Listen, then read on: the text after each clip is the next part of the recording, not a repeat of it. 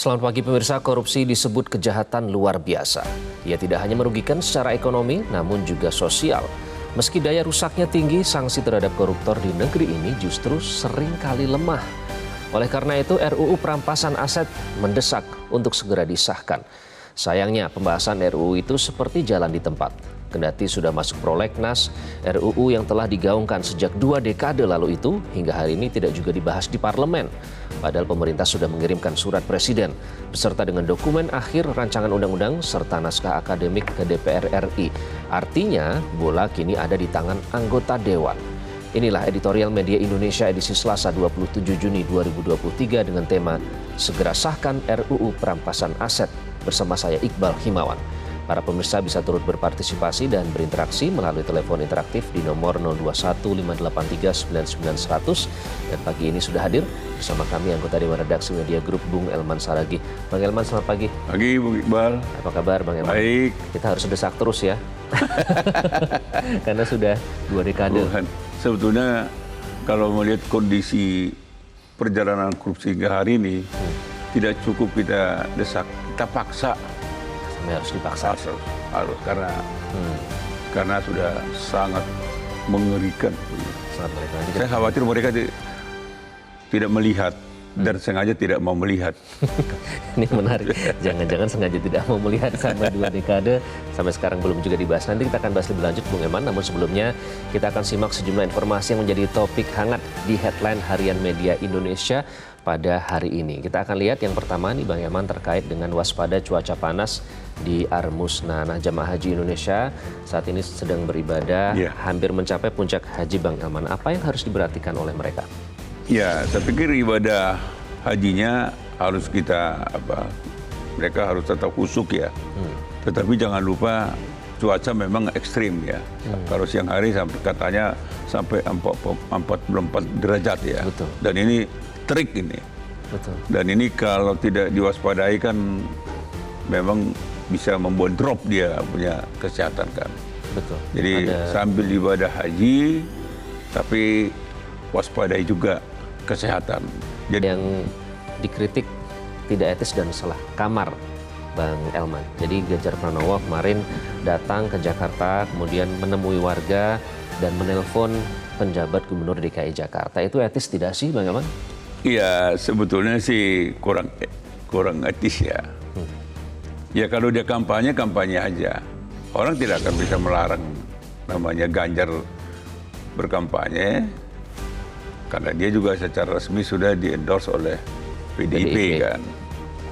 Kita pun nggak keberatan, semua nggak keberatan. Tetapi ketika dia berkampanye, tetap harus menjaga ada etika yang harus dia pahami gitu kan.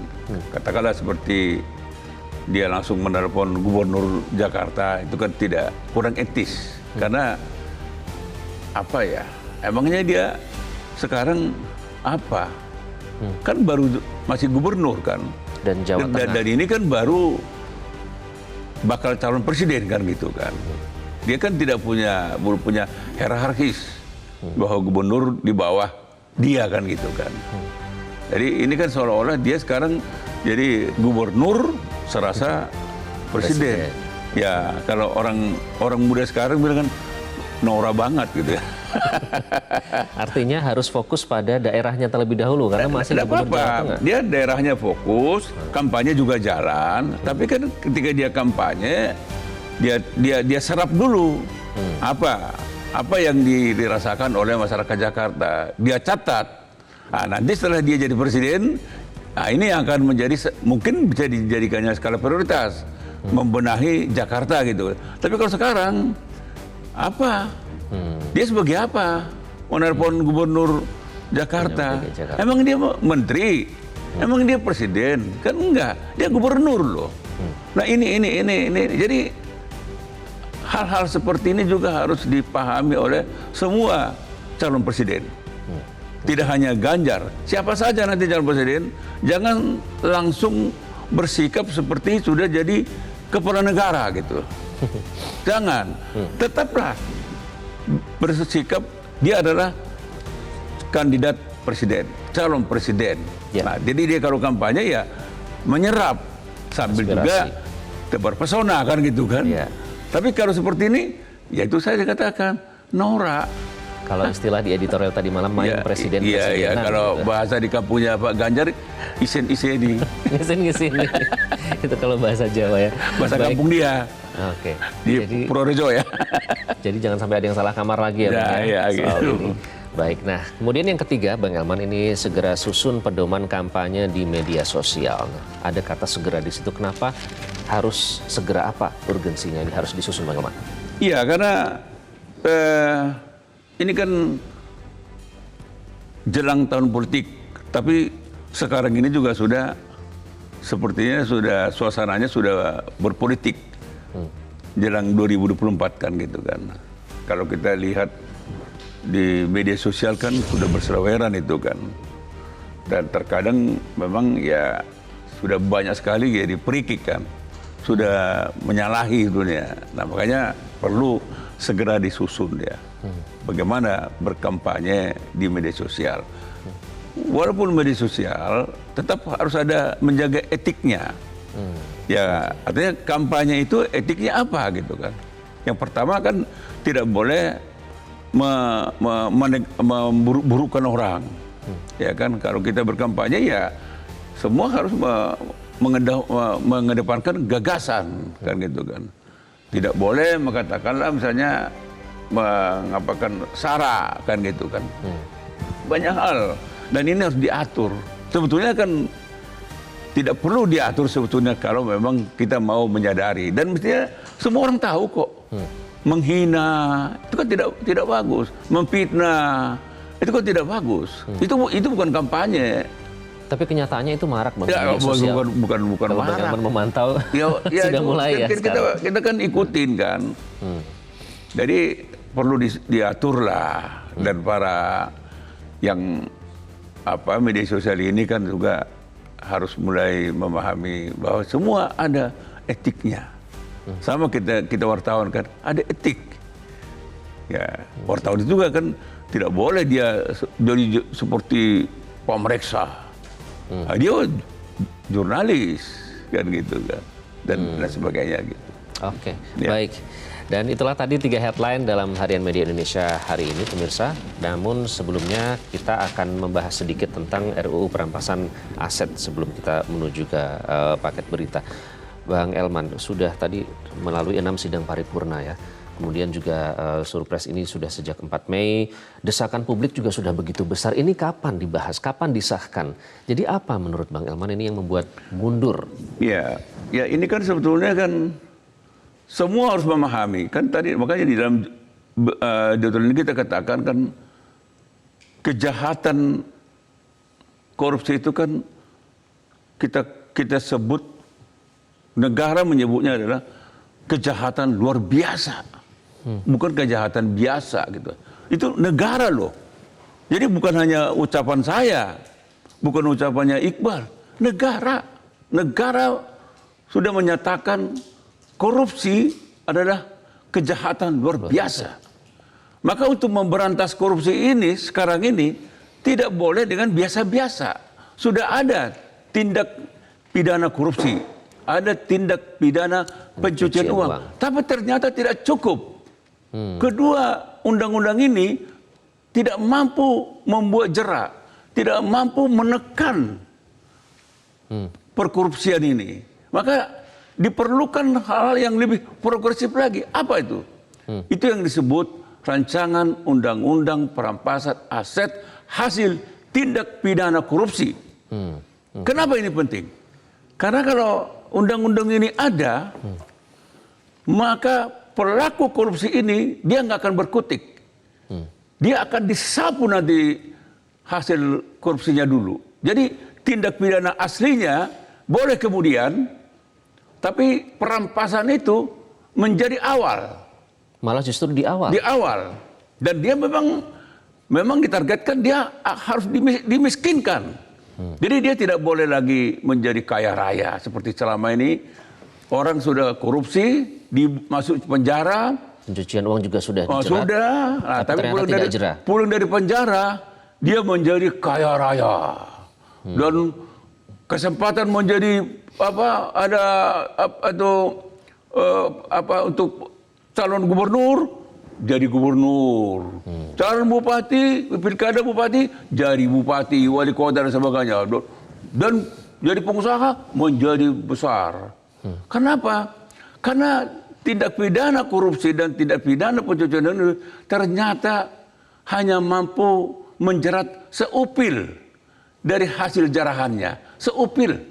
Jadi katakanlah misalnya dia dituduh korupsi 1 triliun oleh tindak pidana korupsi. Tapi ternyata yang bisa dibuktikan kejahatannya hanya 5M. Anda bayangkan aja itu. Itu di mata masyarakat sudah besar 5M, tapi sebenarnya harta sesungguhnya yang tidak terlacak gitu ya. Kerugian negara 1 triliun. Tapi hanya bisa dibuktikan 5M. Kemana selebihnya? Inilah yang dia umpetin. Nah, tapi kalau ada undang-undang perampasan aset hasil tindak pidana korupsi, 1 triliun itu disita dan dikembalikan kepada negara. Makanya disebutkan untuk recovery. Pengembalian kerugian negara. Kalau selama ini nggak bisa. Sudah hukumannya ringan. Banyak restitusi juga. Jadi itu sebabnya kita merasa aneh ketika DPR ini main-main. Saya katakan mereka main-main. Mereka tidak melihat korupsi ini ternyata kejahatan luar biasa. Saya khawatir mereka memang takut. Bahaya nih. Takut nanti ini akan menjerat kita ini. Bahaya kita. Masuk kuburan kita ini. Jangan. Jangan sampai. Menggali kubur sendiri gitu. Jadi, cari alasan. Mengapa ini sudah urgen? Kita langsung simak segera sahkan RUU perampasan aset.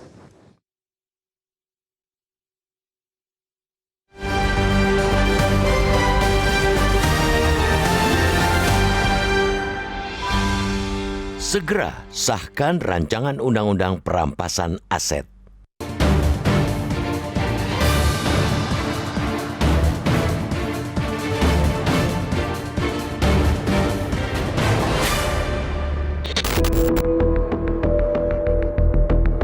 Korupsi disebut kejahatan extraordinary atau luar biasa. Disebut demikian karena dampak dari perbuatan ini sangat luas. Ini tidak hanya merugikan secara ekonomi, namun juga sosial. Sarana infrastruktur yang bisa dibangun misalnya bisa jadi berkurang, baik secara kualitas maupun kuantitas, jika dananya dikorupsi. Efeknya pun berantai hingga dapat memengaruhi mutu pembangunan. Itu hanyalah salah satu contoh bagaimana dahsyatnya daya rusak korupsi. Namun, meski daya rusaknya tinggi, sanksi terhadap koruptor di negeri ini justru seringkali lemah. Banyak kasus pelaku rasuah yang cuma divonis ringan. Selain itu, harta mereka pun sulit disita, meski jelas terbukti telah merugikan keuangan negara. Oleh karena itu, rancangan undang-undang perampasan aset tindak pidana mendesak untuk segera disahkan. Karena payung hukum ini dapat menjadi salah satu faktor yang memberikan efek jera selain vonis yang berat tentunya. Sayangnya, pembahasan rancangan undang-undang ini seperti jalan di tempat. Kendati telah masuk prolegnas, rancangan undang-undang yang telah digaungkan sejak 2 dekade lalu hingga hari ini tak juga dibahas di parlemen. Padahal pemerintah sudah mengirimkan surat presiden beserta dengan dokumen akhir rancangan undang-undang serta naskah akademik ke DPR RI. Artinya, bola kini ada di tangan anggota dewan. Wajar jika publik dan para pegiat anti korupsi mempertanyakan keseriusan para wakil rakyat ini dalam pemberantasan korupsi. Atau jangan-jangan mereka takut jika rancangan undang-undang ini akan memukul diri sendiri karena kerap kali anggota dewan juga berperilaku koruptif.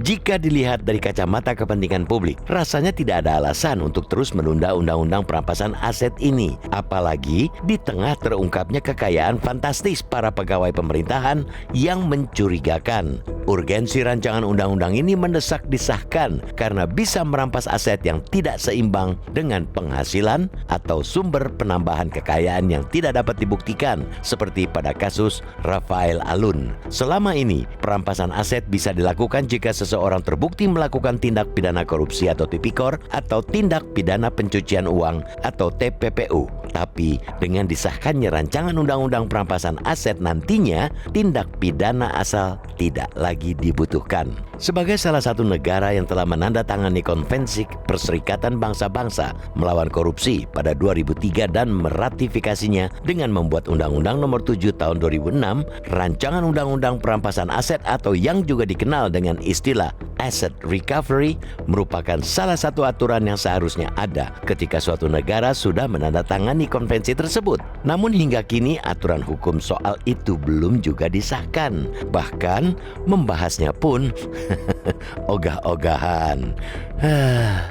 Atau jangan-jangan upaya pemberantasan korupsi di negeri ini memang cuma sebatas slogan. Kalau begini terus, rakyat akan semakin sengsara dan miskin, sementara para koruptor tetap sejahtera dan tak pernah jera.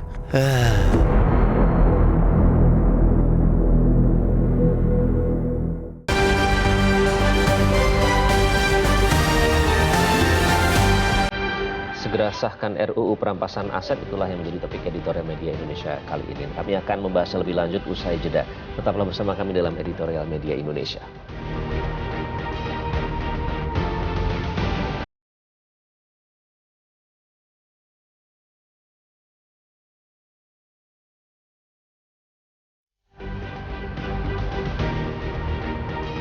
Anda kembali di editorial Media Indonesia pemirsa, dan kami ingatkan Anda bisa bergabung melalui sambungan telepon 021 583 99 100. Dan untuk membahas tema editorial hari ini, segera sahkan RUU perampasan aset, kita sudah terhubung melalui sambungan telepon dengan pakar hukum tata negara Bivitri Susanti. Mbak Bivitri, selamat pagi.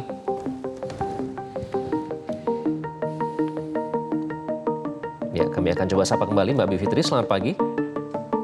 Selamat pagi. Baik, Mbak Bivitri, mengapa menurut Anda pembahasan RUU perampasan aset ini terkesan selalu mundur? Sudah melewat 6 sidang paripurna sampai sekarang belum juga dibahas atau diprioritaskan? Karena kalau berbicara benturan kepentingan, saya kira ini suatu undang-undang atau rancangan undang-undang yang benturan kepentingannya 100%. Maksud saya adalah semua pihak yang bertugas atau harusnya berfungsi ya mengesahkan undang-undang ini, mulai dari anggota DPR sampai dengan pemerintah, sebenarnya semua punya kepentingan supaya undang-undang ini tidak ada. Karena kita punya statistik yang sering sekali dibahas, bahwa salah satu yang paling tinggi, salah satu profesi yang paling tinggi seringkali tertangkap melakukan tindak pidana korupsi adalah politisi. Dalam kapasitasnya sebagai anggota DPR atau gubernur, bupati, menteri juga termasuk, dan lain sebagainya. Jadi saya kira ini yang membuat mereka atau politisi tidak ingin punya instrumen hukum yang akan menyulitkan tindakan mereka untuk melakukan hal-hal yang sebenarnya merugikan keuangan negara. Punya kepentingan agar undang-undang ini tidak ada. Nah, Mbak Bivitri, katanya kalau menurut anggota DPR, ini teman-teman di parlemen, katanya lebih mengutamakan RUU lain yang menjadi prioritas begitu. Nah, apakah ini bukan menjadi prioritas karena desakan publik kan sudah begitu besar ya? Bagaimana menurut Anda?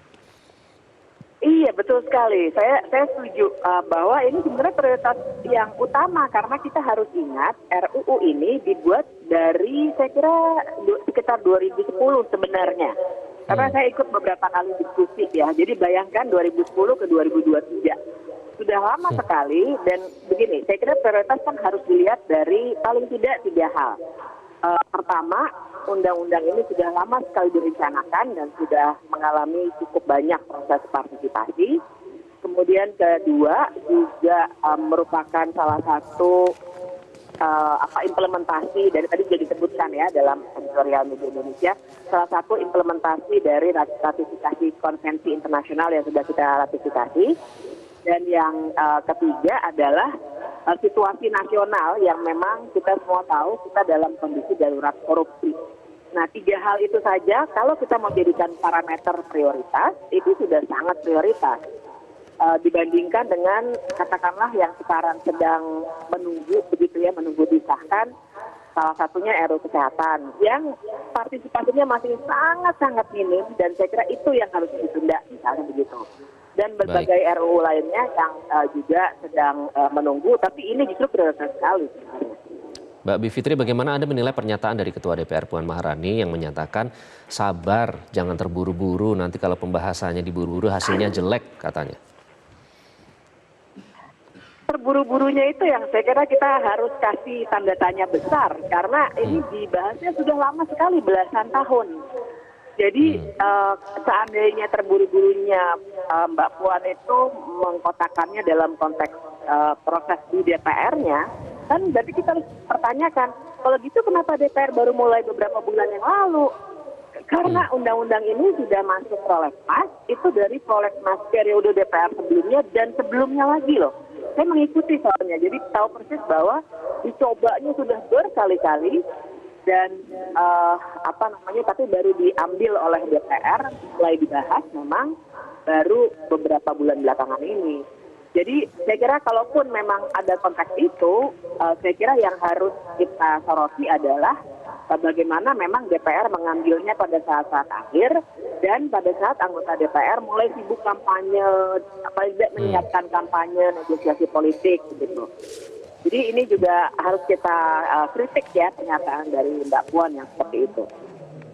Baik, terima kasih Mbak Bivitri. Pakar Hukum Tata Negara Bivitri Susanti sudah bergabung bersama Editorial Media Indonesia. Bung Elman, Mbak Bivitri bilang ini karena politisi punya kepentingan agar undang-undang ini jangan sampai ada begitu kan. Bagaimana Anda memandang ini sampai 2 dekade loh? Jadi tentunya tidak hanya Mbak Bivitri, Raya juga sudah menduga-duga itu. Ini karena yang pertanyaannya kan siapa yang paling berkepentingan agar undang-undang ini tidak pernah diundangkan kan gitu kan. Ya mereka-mereka. Jadi patut diduga mereka memang paling takut karena ini akan menggali kubur sendiri kan gitu kan. Itulah sebabnya sampai hari ini dan saya memperkirakan sampai kapanpun ini tidak akan diundangkan. Kalaupun nanti diundangkan, kalau ini dibahas, mereka akan mencoba mempreteli dulu ini. Sampai membuat undang-undang ini tidak berdaya. Tidak berdaya sesuai dengan ekspektasi orang. Nah, ada pernyataan soal kami masih melihat belait atau pasal yang ada di dalamnya. Apakah itu yang Bang Elman maksud dipreteli dulu? Nah, itu yang saya mau katakan kan. Sebetulnya kan inti dasarnya kalau mereka mau memahami, sebetulnya paham, tapi tidak mau memahaminya. Sebetulnya kan adalah bagaimana kita bisa merampas semua yang hasil jarahan para koruptor. Ya kan gitu. Harus merampas, 1 sen pun nggak boleh tersisa. Itu intinya. Kalau yang dia garuk uang negara ini 1 triliun, maka 1 triliun itu harus dikembalikan kepada uang negara. Nah, itulah sebetulnya inti daripada naskah undang-undang yang sudah disampaikan Presiden ke DPR itu. Itu intinya. Jadi sebetulnya mereka nggak usah pusing. Terus mau apa lagi mau dicermati? Apakah mereka mau melemahkan semua ketentuan-ketentuan itu? Dugaan saya itu. Mereka mau melemahkan itu sehingga ketika undang-undang ini nanti disahkan, ya sama saja dia tidak mampu memaksimalkan, mengembalikan kerugian negara. Itu yang apa kan. Jadi itu artinya macan ompong juga nanti undang-undang ini. Jangan sampai undang-undang menjadi macan ompong. Nanti kita akan bahas lebih lanjut, namun kami harus jeda terlebih dahulu. Tetaplah bersama kami di Editorial Media Indonesia.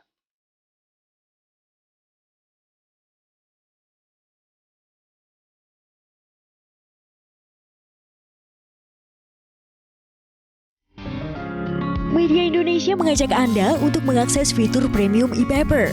Dengan sajian konten berbasis intelektual dan meneguhkan kebangsaan, Media Indonesia tampil dengan lebih dinamis melalui e-paper Media Indonesia yang dapat Anda akses kapan saja, di mana saja. Caranya mudah, download aplikasi Media Indonesia di Android atau ketik link e-paper.mediaindonesia.com atau bisa scan QR Code pada layar kaca Anda. Klik tab e-paper di bagian samping layar tablet Anda, daftarkan data diri, serta pilih paket berlangganan e-paper Media Indonesia sesuai dengan kebutuhan Anda. Nikmati juga bonus spesial tambahan 4 halaman rubrik fokus setiap hari. Semua bisa Anda dapatkan hanya di e-paper Media Indonesia. Untuk informasi lebih lanjut, hubungi customer service di nomor 0811 1201 2018 atau kunjungi media sosial @mediaindonesia.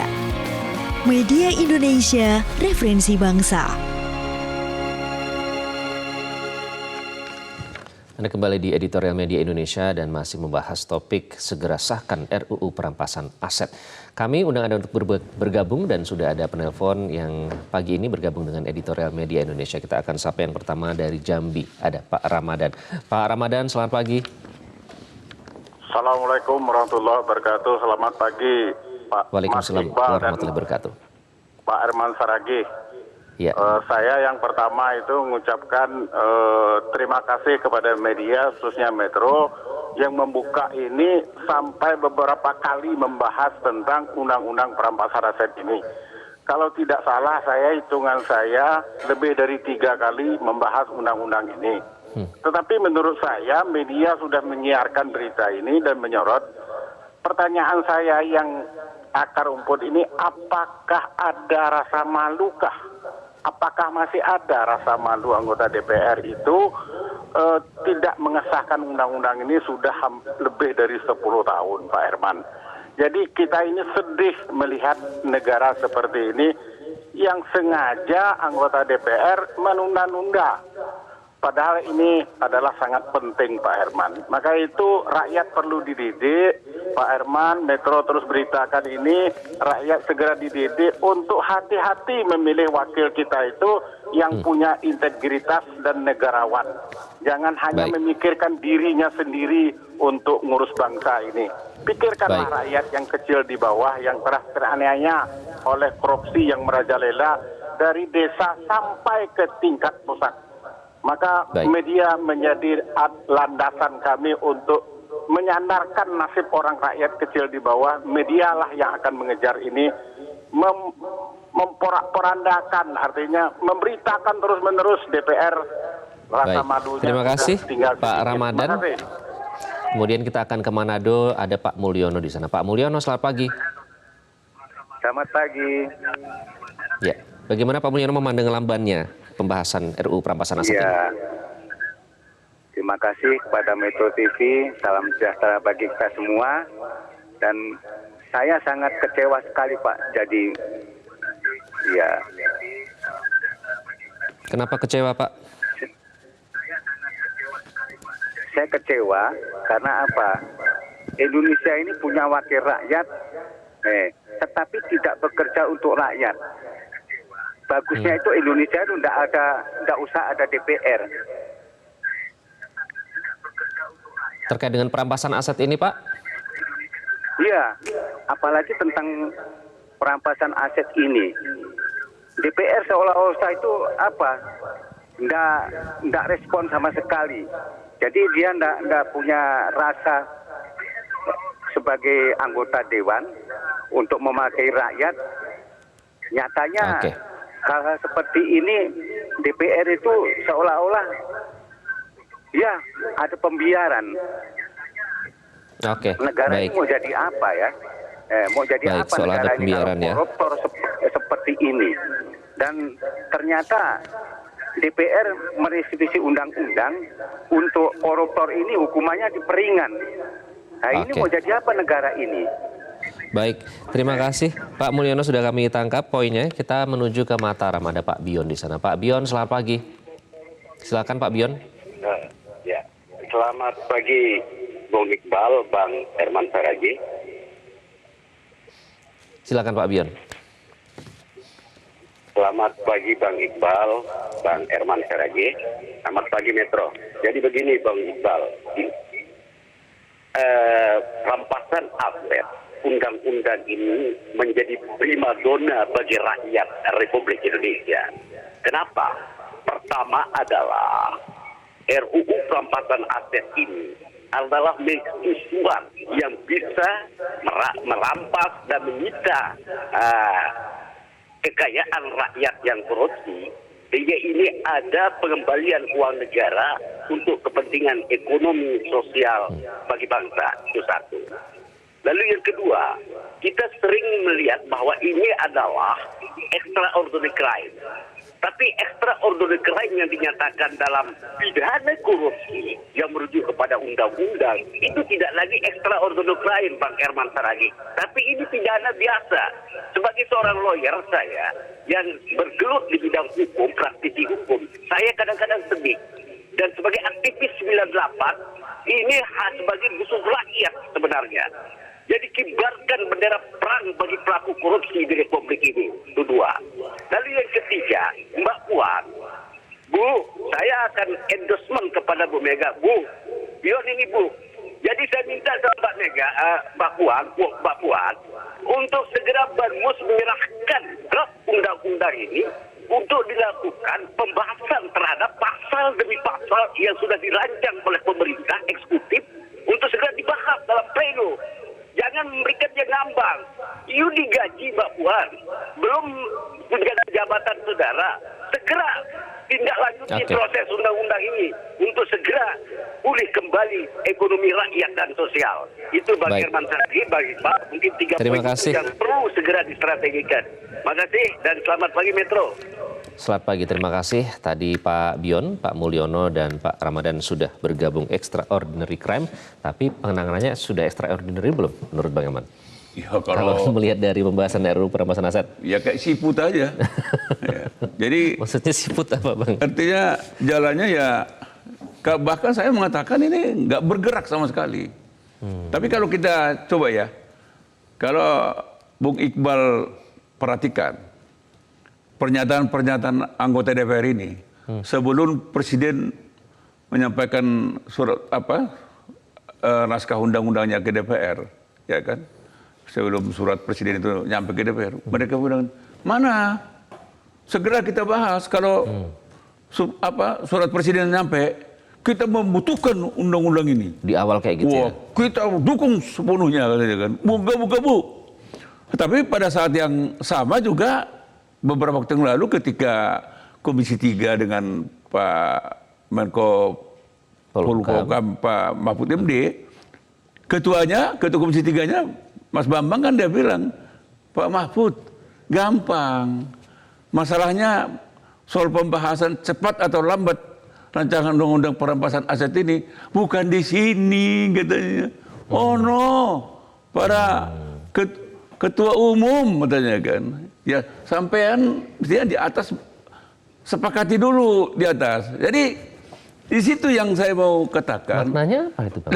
Pernyataan itu? Artinya memang kesan saya DPR itu tidak punya hak kemerdekaan untuk membahas undang-undang ini. Semua tergantung atas, petunjuk atas, endorsement dari atas. Begitu atas bilang ya betul. Kalau kita mengacu kepada Ketua Komisi 3 Bambang, ketua umumnya kan. Kalau ketua umumnya bahas, oke.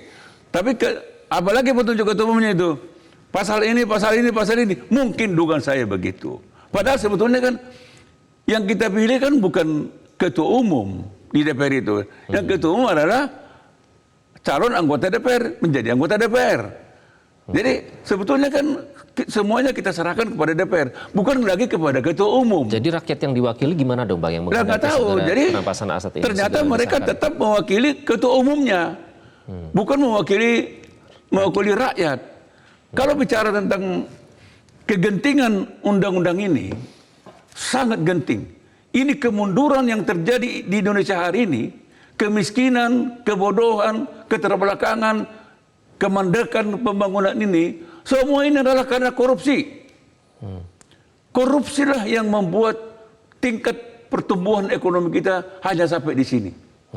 Anda bisa bayangkan, orang BPJS saja setengah mati dia. Ini semua terjadi gara-gara para koruptor. Inilah yang memandekkan semua ini. Inilah yang meruntuhkan negara ini. Inilah nanti yang akan menggagalkan negara ini. Negara gagal bisa akan terjadi di Indonesia kalau korupsi ini nggak diberantas. Disinilah sebetulnya tuntutan kita, tuntutan rakyat ini segera undangkan undang-undang perampasan aset hasil tindak pidana korupsi. Jangan lagi tunggu besok, hari ini.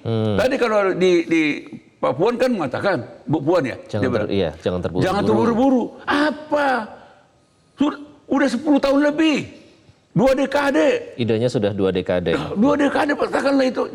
Apalagi yang kita katakan lambat. Sekarang dong. Maka saya berharap kalau misalnya dalam waktu dekat ini tidak dibahas, kita minta presiden ambil alih lagi, lahirkan Perpu Undang-Undang Perampasan Aset Hasil Tindak Pidana Korupsi. Kalau kita sepertinya kita tidak mungkin menunggu undang-undang ini dilahirkan dari DPR. Karena surprise saja ternyata tidak ya enggak sepertinya. Ya saya bisa diabaikan ya. Rakyat akan menduga ini surplus itu sepertinya nggak dipandang. Loh, ketika surat presiden itu datang, artinya di situ ada kegentingan, ada kepentingan, ada urgensi, ada kesegeraan. Apalagi kalau nggak ada kesegeraan, kalau nggak ada kegentingan, nggak mungkin presiden segera mengantarkan. Ya tunda aja kan. Tapi di sini saya lihat presiden sudah mendengar apa kata rakyat kan. Dan sebetulnya undang-undang ini yang dulunya sebetulnya yang dituntut rakyat sejak Orde Baru adalah undang-undang pembuktian terbalik. Itu sebetulnya tuntutan rakyat hampir sama dengan ini. Jadi semua yang diduga mencuri duit negara, maling uang negara, dia harus membuktikan uang yang ada dalam aset dia. Buktikan bahwa ini betul-betul penghasilan kau. Begitu kau tidak buktikan, rampas. Tapi undang-undang perampasan aset ini jauh lebih progresif, jauh lebih revolusioner sebetulnya. Nah, inilah yang patut diduga mereka takut. Ya para politisi, ya macam-macam, ya para gubernur mungkin, para apa, mereka takut ini. Bahaya ini bisa menjadi kita gali kuburan sendiri nih, mungkin ya. Jadi ini bukan pembiaran ya, tapi karena takut ya, ada rasa... Ya pembiaran, ada rasa takut. Jadi dan mungkin sekarang mereka sedang menggunakan apa itu kacamata pembesar. Mana ini pasal-pasal yang akan menjerat saya ini? Mungkin rakyat menduga ini akan dia pretelin ini. Jadi perkiraan saya Iqbal, nanti undang-undang ini disahkan, tapi seperti saya katakan tadi akan menjadi macan ompong, tidak mampu menjerat, tidak mampu menguras semua keuangan negara yang sempat dia jarah, sempat yang dia garung. Yang bisa untuk ekonomi rakyat ya. Meneropongnya sampai 10 tahun loh, lama sekali. Nanti kita akan bahas lebih lanjut usai jeda. Tetap bersama kami dalam Editorial Media Indonesia.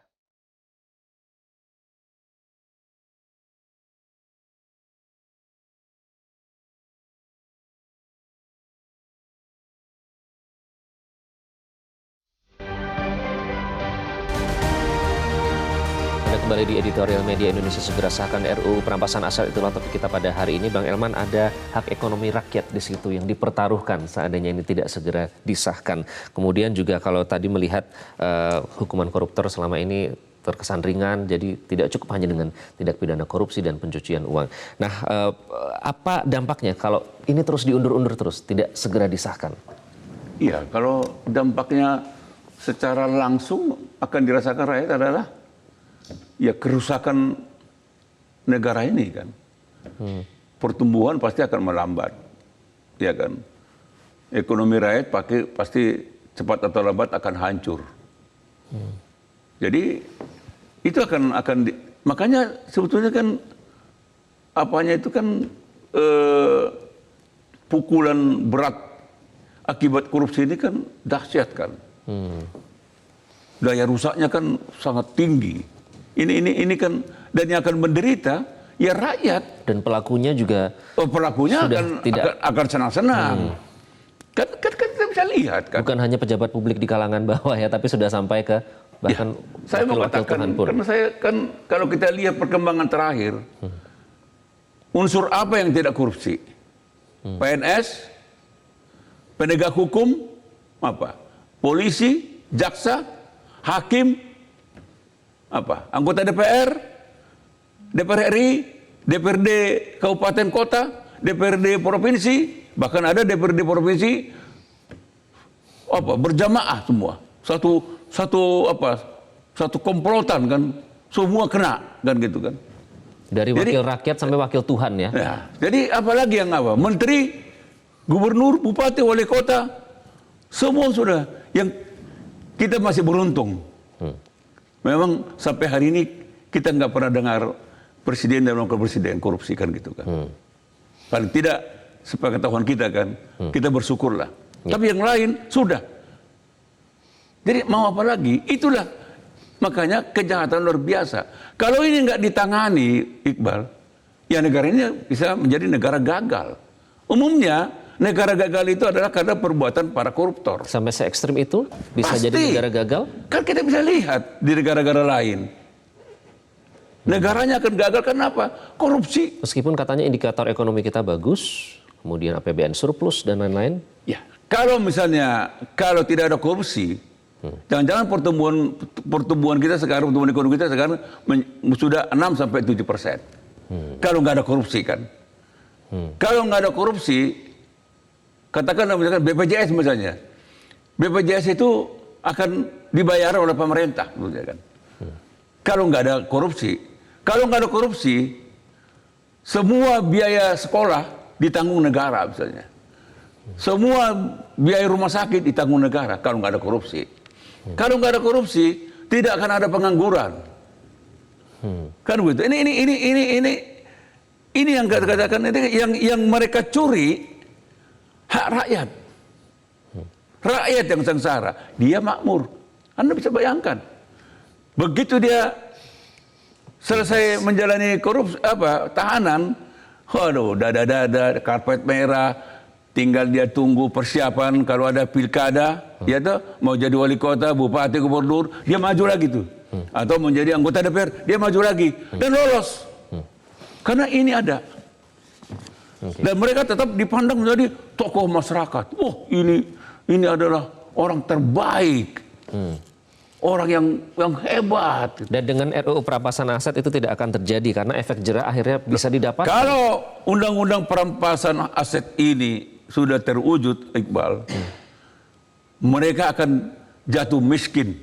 Saya malah berharap nanti, ini rakyat harus memperhatikan, undang-undang itu dia tidak boleh ada pakai periode-periode. Pokoknya begitu dia dinyatakan bersalah, dia mencuri, katakanlah dia curi diduga misalnya 1 triliun, sita semua hartanya. Sita. Jadi dia akan tidak hanya dia yang miskin, keluarganya juga miskin dan melarat. Kan bagus kan? Itu akan menjadi efek jera. Kalau misalnya hanya dihukum setengah tahun, 1 tahun, 2,5 tahun. Dengan restitusi. Enggak ada efek jerahnya itu. Dan orang selalu menghormati. Coba lihat. Kalau kita lihat, di partai politik pun banyak ex narapidana dan gagah-gagah dia. Dan orang pun ketemu dia, tapi Tuhan katanya gitu.